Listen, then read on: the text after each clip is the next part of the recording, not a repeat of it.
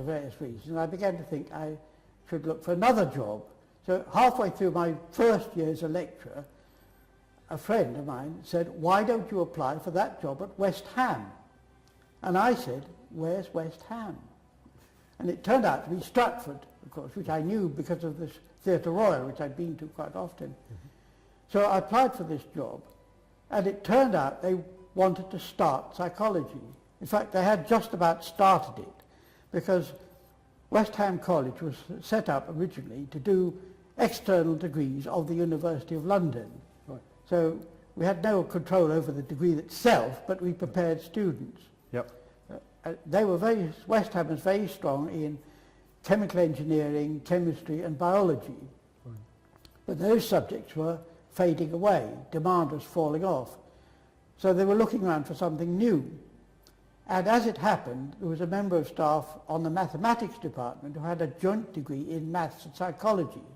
And she must have suggested there might be takers for a bit of psychology. People said, is there anything you'd like to add? And I said, and I remember this very distinctly, there were two words in the job specification which particularly attracted me, and they were rapid expansion. That never did out well, because that's what they were after, you see. So right. Anyway, I was appointed. I'd been a lecturer for half a year. I was now a senior lecturer in charge of the new development. Right. There was one genuine psychologist already in post, called Ron Good, who was an educational psychologist. They quickly appointed another, who's Ben Reich, another Birkbeck graduate.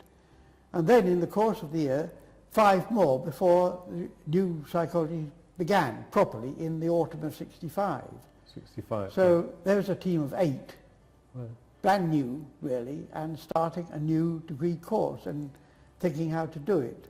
Now where was that geographically? Sorry, what? In what building was that? Where was that geographically? It began, the very beginning, before I arrived, was in a basement in the old building, which is now the University House.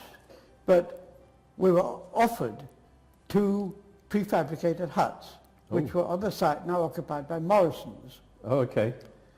And legend had it that they'd been condemned for human use every year since 1945, but whether that's true or not, I don't know. But, which are many, many stories. And yeah, yeah. for example, money was very tightly controlled. Mm-hmm. Or let me say about the staff timetables. Mm-hmm.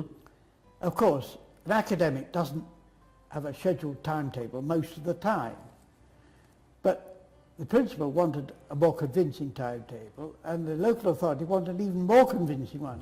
So I actually had to have 3 timetables for each member of staff. Right. One that they actually worked, yeah. the hours of lectures, yeah. one that I could present to the principal, and a third one that he could present to the governing body, so that every hour was occupied with something. Yeah. You see. And I agreed, because my general principle was, if it's likely to promote psychology, I'm for it. Mm-hmm. Because one of the things I did get from Birkbeck was a conviction that psychology is immensely valuable. Yep. And I personally think it should be part of all education. Mm-hmm.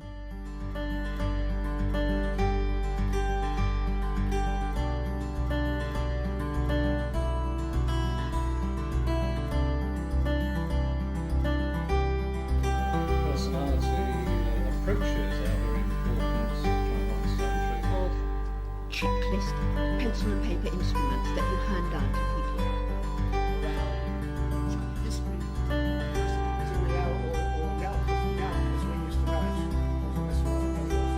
So that's the context. First question to ask is, what is addiction? And so I'm going to tell you how I define it.